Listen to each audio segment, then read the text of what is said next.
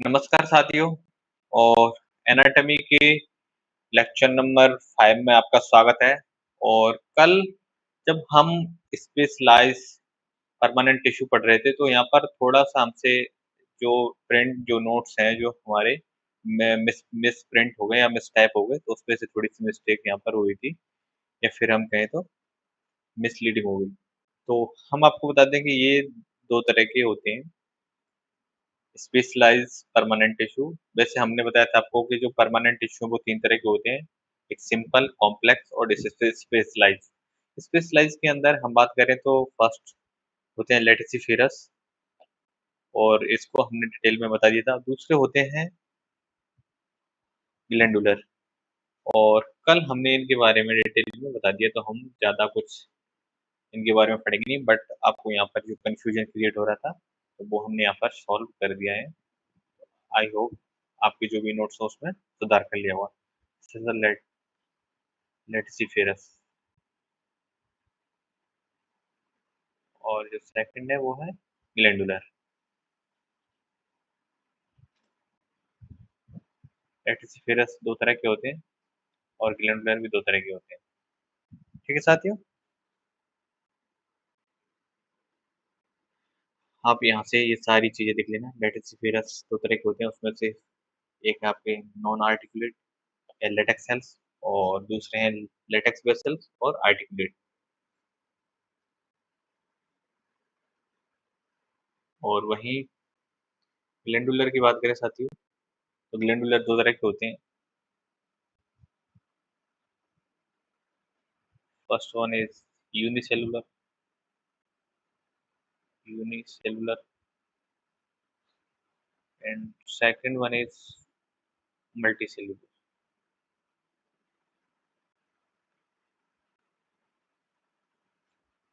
ठीक है, जो कन्फ्यूजन था वो यहाँ से खत्म हो गया। अब इसके बाद हम पढ़ने वाले हैं कुछ थ्योरीज हैं जो एपिकल मेरिस्टेमेटिक जो टिश्यू होते हैं, या एपिकल जो मेरिस्टेमेटिक जो टिश्यू होते हैं उनके डेवलपमेंट से रिलेटेड है, उनके बारे में यहाँ पर पढ़ लेते हैं। फर्स्ट थ्योरी है एपिकल सेल थ्योरी, और ये प्रपोज की थी नेगेली ने 1858 में। और इन्होंने कहा था कि एपिकल पर एक सेल होती है, सिंगल सेल होती है, और उस सेल से कंप्लीट प्लांट बॉडी का फॉर्मेशन होता है। ये मतलब उनकी स्टेटमेंट थी कुछ इस तरह की, single apical cell is responsible for the formation of complete plant body. जब इसको और आगे फर्दर स्टडी किया तो पता चला कि ये जो लोअर क्रिप्टोगैम्स हैं उनके लिए एप्लीकेबल है, या फिर जो लोअर प्लांट्स हैं उन पे ही ये थ्योरी एप्लीकेबल हो सकती है, जैसे एल्गी, ब्रायो, टेरिडो। तो साथियों ये इनके ऊपर वो एप्लीकेबल होती है। और वहीं हम बात करें इस थ्योरी को जो सपोर्ट करने वाले साइंटिस्ट थे, उनका नाम है हॉफमस्टर। काफी बार ऐसे साइंटिस्ट का नाम भी पूछा जाता है कि किस साइंटिस्ट ने एपिकल सेल थ्योरी को सपोर्ट किया था, तो आप इस चीज का भी ध्यान रखना। और ये वो एपिकल सेल है, this is the apical cell, and इससे वो कंप्लीट प्लांट बॉडी बनी है, कंप्लीट प्लांट बॉडी का फॉर्मेशन हुआ है। जो हमने जो हमें लोअर जो प्लांट है उनके अंदर देखने को मिलता है, लोअर प्लांट यूनिसेलुलर भी होते हैं और मल्टीसेलुलर भी होते हैं, तो ये चीजें उनके अंदर हमें देखने को मिलती है। तो हम कह सकते हैं कि ये थ्योरी उनके ऊपर एप्लीकेबल हो सकती है, बट इसकी कोई श्योरिटी नहीं है। ठीक है साथियों, इसके बाद हम बात करते हैं सेकंड नंबर पर, एस्ट्रोजन थ्योरी। और इनके साथ जो साइंटिस्ट हैं जिन्होंने प्रपोज किए हैं, उन चीजों को भी आपको याद रखना है, उन साइंटिस्ट के नाम भी याद रखने हैं। इसको प्रपोज किया था हेस्टी ने 1868 में, और इनका जो कहना था कुछ इस तरीके से था, इसको हम डायग्राम से और अच्छे से समझ लेते हैं। इन्होंने कहा था कि जो रूट होती है, मेनली ये रूट के लिए दिया था, तो आप कंफ्यूज मत होना, ये थ्योरी रूट के लिए है। तो उन्होंने कहा था जो रूट होती है उसके अंदर 3 लेयर पाई जाती हैं साथियों। जो पहली लेयर होती है उसे हम डर्मेटोजन कहते हैं, या पहला स्टोन होता है, यानी हम स्टोन भी कह सकते हैं या लेयर भी कह सकते हैं। उससे क्या होता है जो एपिडर्मिस होती है उसका निर्माण होता है, और प्लांट की जब रूट की रेस्पेक्ट में बात कर रहे हैं तो उसे हम एपिओलेमा भी कह सकते हैं, एपिकल। सेकंड जो लेयर होती है, सेकंड जो स्टोन होता है उसे हम पेरिविलियम कहते हैं, और उससे कॉर्टेक्स का निर्माण होता है। जो थर्ड होता है उसे हम प्लीरोम कहते हैं, और उससे स्टील का निर्माण होता है साथियों। तो कुछ इस तरीके से है, आपको यहाँ पर ये देखने को मिल रही है। This is the first and second and third, और इससे आपका निर्माण हो रहा है साथियों एपिडर्मिस।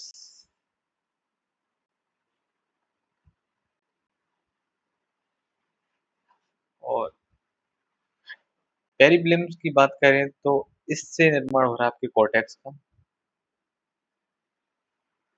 और इसकी बात करें तो साथियों इससे निर्माण हो रहा है आपके स्टील का। कुछ इस तरीके से उन्होंने बताया। कुछ खास बात अगर बात करें साथियों कुछ स्पेशल रेफरेंस में, तो एक फोर्थ लेयर और पाई जाती है कुछ जो मोनोकॉट्स होते हैं उनकी रूट्स में, उसे हम क्लेप्टोजन कहते हैं।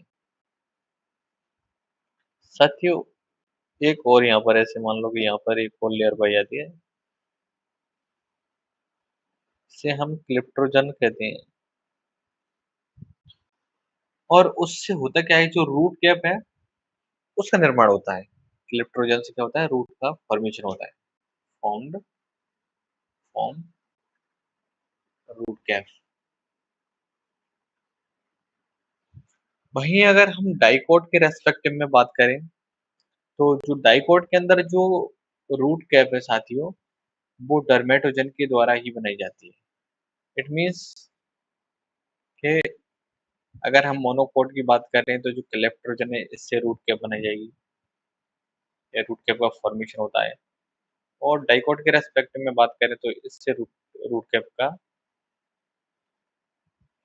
का निर्माण होता है। डाइकोट मोनोकोट, ये कुछ इसमें समझने वाली बात है। वहीं अगर हम उस फोर्थ लेयर या क्रिप्टोजन लेयर की बात करें तो साथियों ये एब्सेंट होता है इन dicot, absent in dicot.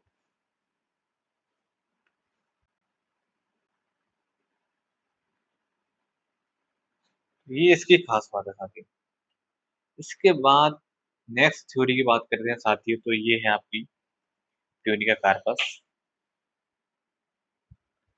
Tunica corpus theory को प्रपोज किया था स्मिथ ने 1924 को, और इन्होंने कहा था कि जो आपका एपेक्स है, सूट एपेक्स, ये थ्योरी सूट एपेक्स पर एप्लीकेबल है। और उन्होंने कहा था जो सूट एपेक्स है वो 2 लेयर्स में डिवाइड रहता है। इसको हम डायग्राम से और अच्छे से समझ सकते हैं। This is the suit effect.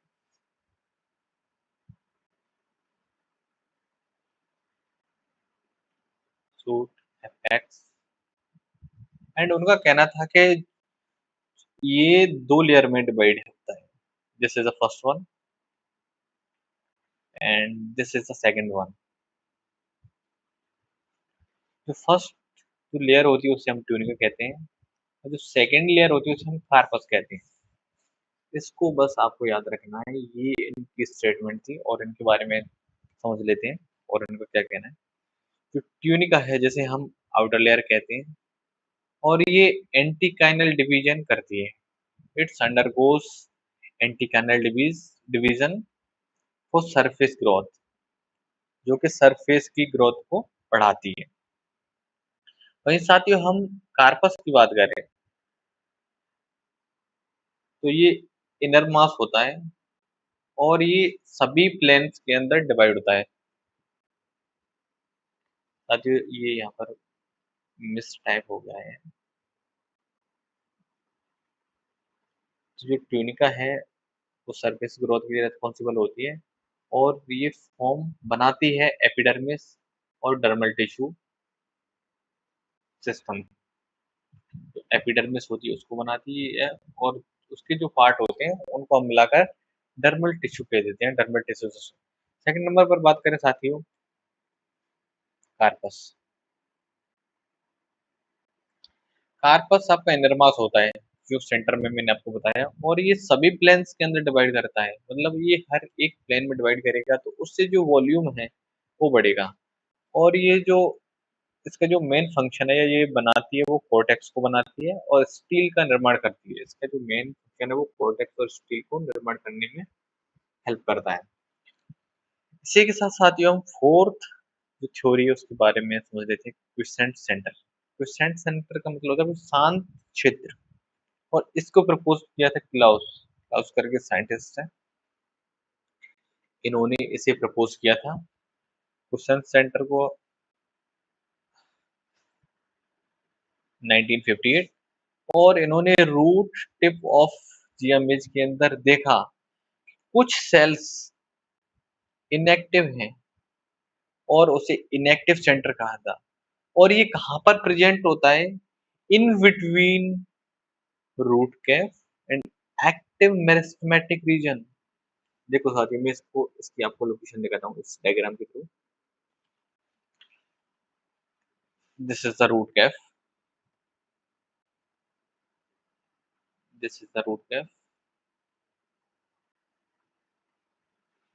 And this is the yellow part is quiescent centre. मतलब यहाँ पर कुछ सेल्स ऐसी हैं जो इनएक्टिव फॉर्म में है, एंड दिस इज द, ये आपको पीछे वाला जो पोर्शन दिख रहा है, बाकी जो remaining part this is active part, या फिर यहाँ पर सेल डिवीजन या बाकी चीजें हो रही हैं। तो इसको भी हम एक बार कलरफुल कर लेते हैं।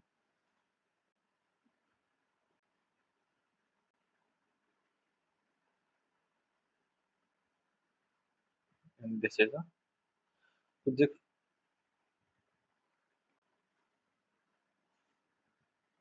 And this is the root cap.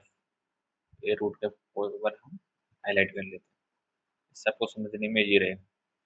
और जो मिडिल पार्ट है, आपको ये जो येलोइश कलर का मिडिल पार्ट दिख रहा है, इसे कहेंगे हम क्विसेंट सेंटर। अब होता क्या है कि ये सेल्स इनएक्टिव होती हैं,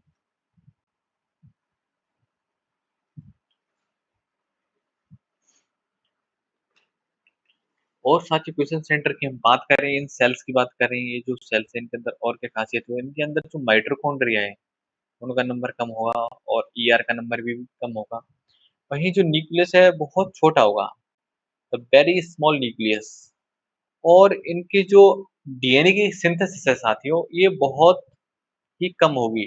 the low rate of DNA synthesis and protein synthesis, protein और डीएनए का सिंथेसिस बहुत ही कम होगा, बिकॉज ये सेंटर है वो शांत है। आप ऐसे कह सकते हो यहाँ पर कोई भी एक्टिविटीज नहीं हो रही है, इनएक्टिव फॉर्म में। तो यहाँ पर भी हम area in the root affect with the low DNA, DNA भी कम होगा, आरएनए भी कम होगा, प्रोटीन लेवल भी कम होगा, एंड रिमेन मेटाबॉलिकली इनएक्टिव। ये यहाँ की कुछ खास बात है, और ये साइंटिस्ट ने, क्लाउस करके साइंटिस्ट, इनका नाम याद रखना, और इन्होंने इसको जियामेज के अंदर देखा था 1958 में। ये भी आपको याद रखना। इसके बाद में साथियों हम फिफ्थ नंबर पर एक और थ्योरी है उसके बारे में बात करते हैं, और पर कैफ थ्योरी। और इसको प्रपोज किया श्यूफ, शूफ करके एक साइंटिस्ट है 1970। और ये साथियों रूट के लिए एप्लीकेबल है, और इसका जो मेन जो कोर कॉन्सेप्ट है वो साथियों टी टी डिवीजन के बेसिस पे, कि सेल जो सेल्स का जो डिवीजन है वो टी पैटर्न फॉलो करता है, जो मेन कोर कॉन्सेप्ट है। तो इन्होंने क्या कहा था इसके बारे में भी हम देख लेते हैं। इन्होंने कहा था कि जो कॉर्पर बॉडी है, एक को इन्होंने कॉर्पर नाम दिया था, और एक को कैप, के डबल पीई करके कैप करके नाम दिया है। तो उन्होंने कहा है कि this represent the inner core and central part. ये अंदर वाले जो केंद्रीय भाग है उसको रिप्रेजेंट करती है। इन द रूट ठीक है? और ये इसका जो डिवीज़न है, the cell here undergo inverted T division upside down. कहने का पॉइंट ऑफ व्यू है ये जो टी है इस तरीके से होगी, दिस इज़ इन्वर्टेड टी। देखो साथियों, जो कॉर्पर है वो उन्होंने ये आपको जो रेडिश कलर में दिख रहा है और इसके अंदर ये टी जैसी आपको स्ट्रक्चर देखने को मिल रही है। इसको मैं एक बार दूसरे कलर यूज़ करूँ तो शायद ये विजिबल हो। दिस इज़ अ टी, ये आपको ये टी जैसा दिख रहा होगा and this is a T. इसको इन्होंने नाम दिया था कॉर्पर। और ये जो आपको स्ट्रेट टी जैसा दिख रहा है,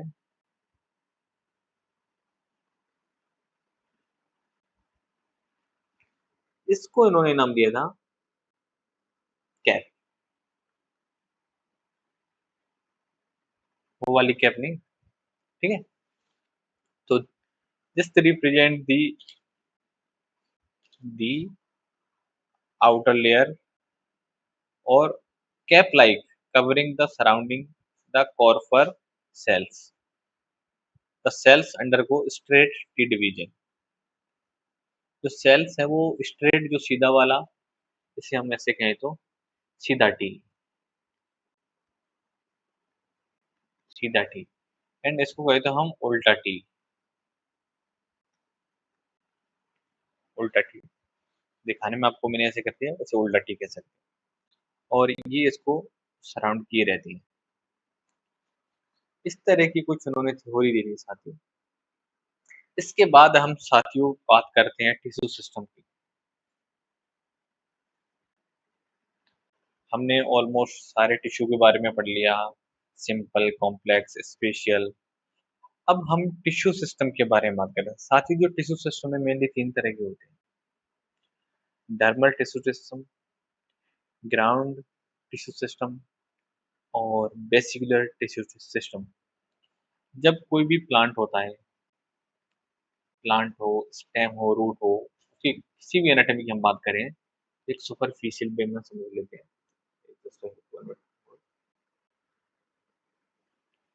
आप ऐसे समझिए, चाहे प्लांट हो कि स्टेम हो, रूट हो, लीफ हो, किसी का भी सेक्शन होता है, हम एक कॉमन वे में बात कर रहे हैं। तो यहाँ से आपकी जो एपिडर्मिस होती है, फिर उसके बाद में कॉर्टेक्स होता है, कॉर्टेक्स के बाद में एंडोडर्मिस होती है, एंडोडर्मिस के बाद में पेरिसाइकिल होता है और जाइलम होता है, फ्लोएम होता है, मेडुलरी रेज होती हैं, बहुत सारी चीज़ें होती हैं। तो कहने का पॉइंट ऑफ व्यू है जो डर्मल है, जो डर्मल पार्ट है, उसे हम डर्मल टिश्यू सिस्टम कहेंगे। ग्राउंड टिश्यू सिस्टम आपका स्टील वाला जो पोर्शन है उसे कहते हैं। इसके अंदर आपके आ जाते हैं एक्स्ट्रा स्टीलर टिश्यू सिस्टम, जो स्टील के बाहर है। इसके अंदर आपका हाइपोडर्मिस आता है, एक्सोडर्मिस आता है, कॉर्टेक्स आता है, एंडोडर्मिस आता है और एक आता है इंट्रास्टीलर सिस्टम जिसके अंदर पेरिसाइकिल आती है, मेडुला आता है, मेडुलरी रेज आती है। फिर आता है वेसिकुलर टिश्यू सिस्टम, इसके अंदर आपके जाइलम और फ्लोएम पाए जाते हैं। तो इस तरीके से साथियों इनको हम आने वाले आगे के लेक्चर में इन डिटेल में पढ़ेंगे। एक बार यहाँ पर सुपरफिशियली और देख लेते हैं। थर्मल टिश्यू सिस्टम के अंदर एपिडर्मिस आती है और एपिडर्मिस की जो आउटग्रोथ होती है, चाहे वो हेयर्स हो, स्टोमेटा हो, यहाँ पर ट्राइकोम शायद आउटग्रोथ पर हम ट्राइकोम भी मेंशन कर सकते हैं। ट्राइकोम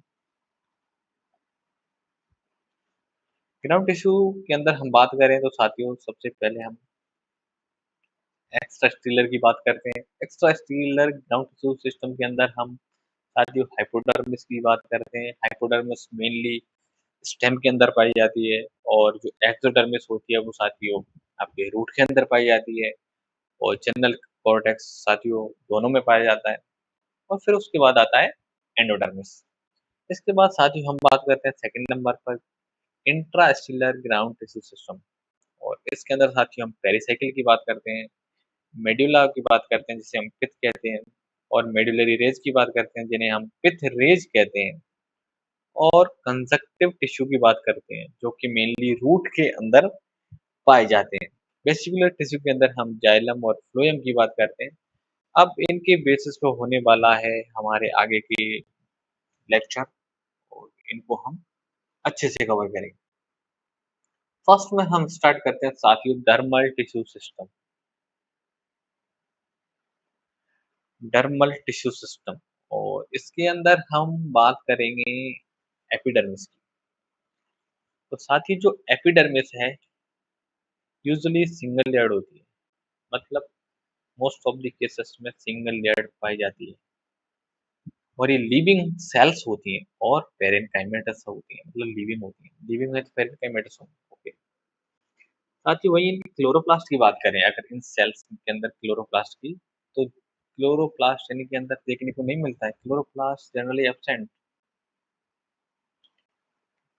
बट कुछ केसेस में जैसे हाइड्रोफाइट्स एंड स्क्यूफाइट्स के अंदर प्रेजेंट होता है। हाइड्रोफाइट्स को हम जलोद विद पादप कहते हैं। ऐसे प्लांट है, ऐसे पादप जो वाटर के अंदर पाए जाते हैं, वाटर बॉडी के अंदर। स्क्यूफाइट को हम जो छाया के अंदर पाए जाते हैं, छाया के अंदर जो प्लांट पाए जाते हैं, उनको हम स्क्यूफाइट कहते हैं। साथियों जो लीव्स होती हैं, लीव्स के ऊपर बैक्सी कवर पाया जाता है। उसका जो फंक्शन होता है वो वाटर लॉस को रोकने में हेल्प करता है, और क्यूटिकल रूट्स के अंदर एब्सेंट होती है। बहुत सारे स्टेम के अंदर क्यूटिकल देखी भी जा सकती है, कुछ में नहीं देखी भी जा सकती, तो उसको हम ऐसे कंसीडर नहीं कर रहे। बट जो रूट्स के रेस्पेक्ट में बात करते हैं उनमें ऑलमोस्ट कंप्लीटली एब्सेंट होती है। अब साथियों एपिडर्मिस की हम बात कर ही रहे हैं, तो उसमें सबसे पहले बात करते हैं हम अपने स्टेम की। स्टेम की जो एपिडर्मिस है उसके अंदर क्या है, उसकी क्या पोजीशन है, क्या कहानी है। तो ये भी सिंगल लेयर्ड होती है और पेरेनकाइमेटस होती है। और जो एपिडर्मल जो आउटग्रोथ है उसको हम ट्राइकोम कहते हैं। और साथियों जो स्टेम के जो ट्राइकोम है या हेयर है वो हमेशा मल्टी सेलुलर होते हैं, बहुकोशिकीय। बहुकोशिकीय कोशिकीय मतलब बहुत सारी कोशिकाओं से मिलकर बने होते हैं, और ये ब्रांच्ड भी हो सकते हैं और अनब्रांच्ड भी हो सकते हैं। ये ऐसे भी हो सकते हैं और ये ऐसे भी हो सकते हैं साथियों, ब्रांच्ड और अनब्रांच्ड। वहीं साथियों हम बात करें रूट के रेस्पेक्टिव में, तो रूट होती है जड़ के अंदर जो एपिडर्मिस है वो सिंगल लेयर्ड होती है और पेरेनकाइमेटस होती है। चलो यहाँ तक बात भी सेम है। वहीं स्टोमेटा की बात करें तो एब्सेंट होते हैं completely. This is the main point. और रूट हेयर की बात करें साथियों, रूट हेयर की बात करें तो रूट हेयर है इसके अंदर यूनिसेलुलर होते हैं। ये बहुत बड़ी बात है। यूनिसेलुलर मतलब एक कोशिकीय, एक कोशिकीय।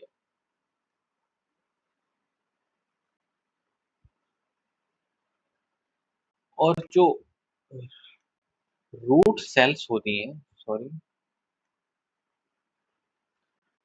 Sales having the root hair, जिन सेल्स से जो रूट, सॉरी, जिन रूट की जो सेल्स होती हैं उनसे जो हेयर्स ओरिजिनेट होते हैं, या उन सेल्स को हम ट्राइकोब्लास्ट कहते हैं। This is the another important things. मतलब अगर कुछ सेल है, सपोज करो दिस इज द सेल, ऐसे मानो ये रूट है वो, और ये यहाँ पर कोई सेल है, this is a single cell. और इसकी जो आउटग्रोथ से ये है, इसको हम ट्राइकोमिया हेयर कहेंगे, और ये हेयर है यूनिसेलुलर होगा, यूनिसेलुलर, कैटरपिलर। और इस सेल को हम ट्राइकोब्लास्ट कहेंगे साथियों।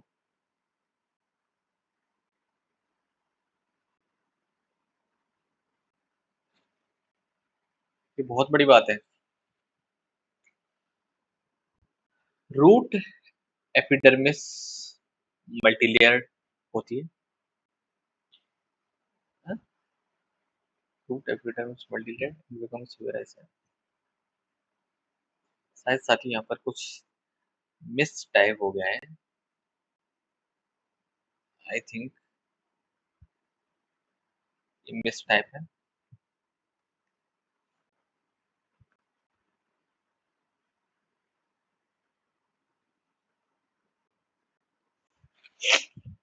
इसके बारे में बात नहीं।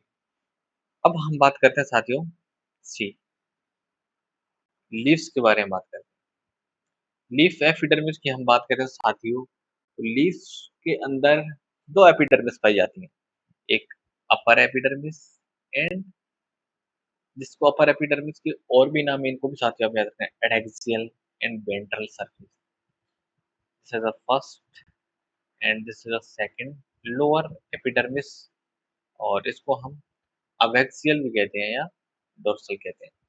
तो कुछ इस तरह की आपको लीव्स की स्ट्रक्चर देखने को मिलती है साथियों। एक सुपरफिशियली मैं आपको बना देता हूँ, अगर अच्छी नहीं हो तो कोई बात नहीं। So xylem and phloem, and this is the tissue, or this is the tissue. This is the ground tissue. Sorry, this is xylem and phloem. और ये आपकी एपिडर्मिस है, ये अपर है एंड ये लोअर है। और इन्हीं पर साथियों स्टोमेटा पाए जाते हैं। ये डिपेंड करता है कि आपका जो प्लांट है वो कौन सा है, मोनोकोट है, डाइकोट है, हाइड्रोफाइट है, ये कौन सा है, उसकी बेसिस पे। और ये साथियों जो एपिडर्मिस है ये सिंगल लेयर्ड है और इनके अंदर जनरली क्लोरोप्लास्ट देखने को नहीं मिलता, ये आप याद रखना। और इनके अंदर जाइलम फ्लोएम भी होते हैं और पेलिसेड और स्पॉन्जी टिश्यू भी होते हैं, जो कि मेनली क्लोरोप्लास्ट उनके अंदर पाया जाता है और फोटोसिंथेसिस में हेल्प करते हैं।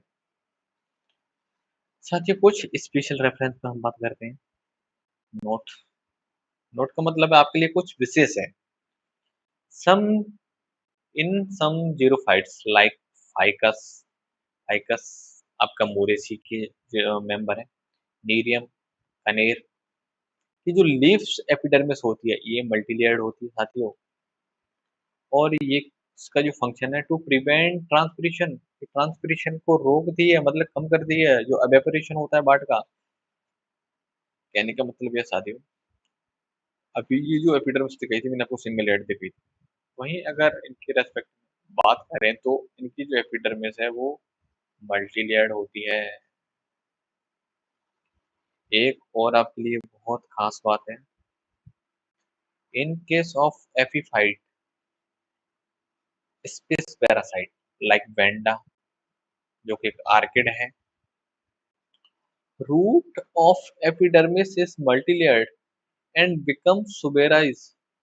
मतलब इनकी जो एपिडर्मिस है वो मल्टीलेयर्ड होती है और उस पर सुबेरिन का डिपोजिशन पाया जाता है। उस वजह से होता क्या है, सेल्स डेड हो जाती हैं और इन डेड सेल्स को हम वेलामेंट टिश्यू कहते हैं। और इनका जो नेचर है वो हाइग्रोस्कोपिक नेचर का है और वो वाटर को एब्जॉर्ब करती हैं फ्रॉम द एनवायरनमेंट, ये एटमॉस्फेयर। ये तो बहुत बड़ी बात है, आपको समझनी पड़ेगी साथ में। जो स्पेस पैरासाइट होते हैं लाइक पेंडा, ऑर्किड है, उनकी जो रूट होती है, रूट वो मल्टीलेयर्ड होती है और उनके ऊपर सुबोरिन का डिपोजिशन पाया जाता है। उस वजह से वो सेल्स डेड हो जाती हैं और ऐसी डेड टिश्यू को हम वेलामेंट टिश्यू कहते हैं। और ये हाइग्रोस्कोपिक नेचर की होती हैं, मतलब ये वाटर को एब्जॉर्ब करती है फ्रॉम द एटमॉस्फेयर।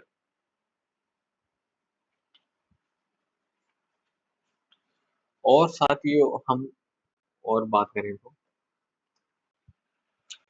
अब हम कुछ अलग बात करते हैं, कुछ मॉडिफिकेशंस देख लेते हैं। सही चल रहा है, okay, it's done. Modification of cells of upper epidermis of leaf. अब हम लीफ की जो सॉरी, जो लीफ एपिडर्मिस है उसके कुछ मॉडिफिकेशन देख लेते हैं अपर एपिडर्मिस इन ग्रासेस। कुछ ग्रासेस की बात करें, इनके अंदर क्या होता है साथियों, जो सिलिका क्रिस्टल है वो पाए जाते हैं। और उन सिलिका क्रिस्टल से होता क्या है, उनकी वजह से जो आपने देखा होगा जो ग्रासेस होती हैं उनकी जो सरफेस है वो रफ होती है, खुरदरी होती है। This is the responsible for the rough surface of the leaf. Okay. वहीं इनके अंदर और बात करें साथियों, और सेल्स होती हैं, मोटर सेल्स। इनको हम फुल्ली फॉर्म सेल्स भी कहते हैं, और ये कलरलेस होती हैं, और ये ओवल शेप होती हैं। और इनका जो फंक्शन है वो है टर्गर प्रेशर जनरेट करना। उस टर्गर प्रेशर से होता क्या है, जो लीफ की रोलिंग एंड अनरोलिंग में हेल्प करते हैं। रोलिंग एंड रोलिंग से मतलब है, ऐसे समझो, this is the leaf of grasses या मोनोकॉट। होता क्या है कि जब इनके ऊपर सनलाइट आती है, जब आपने देखा होगा साथ ही धूप के टाइम पे जब सनलाइट आती है, तो ये सेल ऐसे मुड़ जाती है। डायग्राम आप समझ लेना। तो ये कुछ मतलब ऐसे घूम जाती हैं, या फिर ऐसे मान लो कि इनमें ऐसे हो जाती हैं, कोई लीव्स है तो इस तरीके से जाती हैं। इसके पीछे का रीजन है कि इनकी जो एपिडर्मिस है, इन यहाँ पर विलिफॉर्म सेल्स होती हैं। विलिफॉर्म सेल्स होती हैं और इनके अंदर वाटर होता है। तो वाटर इनके अंदर से जब वाटर आ जाता है तो ये फ्लैशेड हो जाती हैं और ये सीधी हो जाती हैं पत्तियां।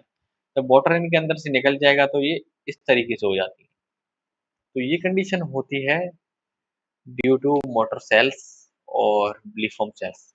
इनके दूसरा नाम है, ठीक है, कंफ्यूजन, कंफ्यूज मत होना।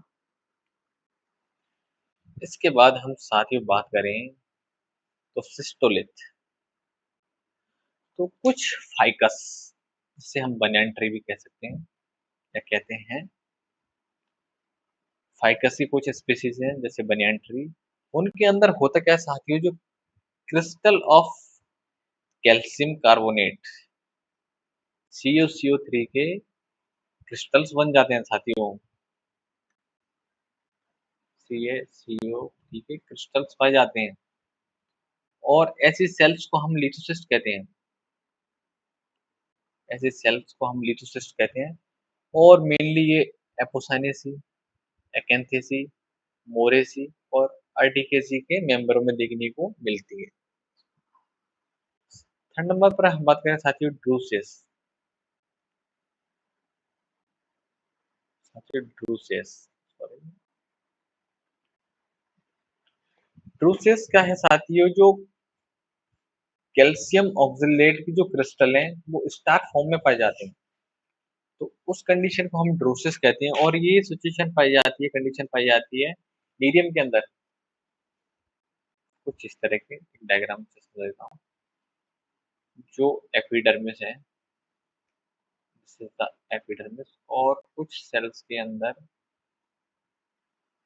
इस तरीके के डिपोजिशंस पाए जाते हैं।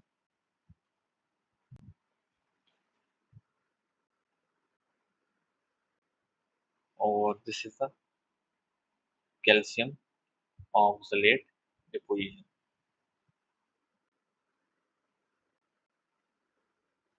और ठीक ऐसे ही हम इसकी भी, मैं इसका भी डायग्राम बना देते हैं आपको, और समझने में आसानी रहेगी। और यहाँ पर ये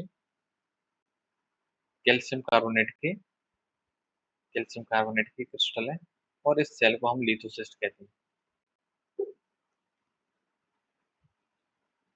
लिथोसिस्ट। और यहाँ पर ड्रोसिस की बात करें तो कैल्शियम ऑक्सलेट के क्रिस्टल पाए जाते हैं, वो स्टार फॉर्म में, ठीक है। एफिड्स की बात करें साथियों, ये आइकोर्निया, जिसे बोट्रोहाइसिंथ कहते हैं, पिस्टिया, कैलोकेसिया, के अंदर ऐसी सिचुएशन देखने को मिलती है। होता क्या है इनके अंदर जो calcium oxalate oxalate calcium oxalate है साथियों, निडल लाइक पाए जाते हैं। मतलब इनकी जो एपिडर्मिस होती है,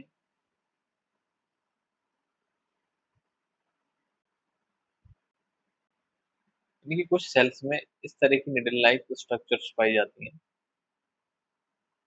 इन्हीं को साथियों हम रैफिड्स कहते हैं।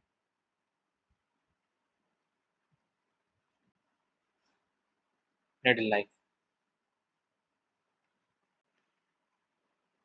ये कुछ मॉडिफिकेशन है साथियों, और इसके बाद हम पढ़ेंगे साथियों स्टोमेटल एपरेटस या स्टोमेटल के बारे में, ये क्या होते हैं, क्या टाइप होते हैं, और इसको करेंगे हम नेक्स्ट लेक्चर में। और तब तक के लिए जय हिंद, जय भारत, और ऐसे ही जुड़े रहिए हमसे। धन्यवाद।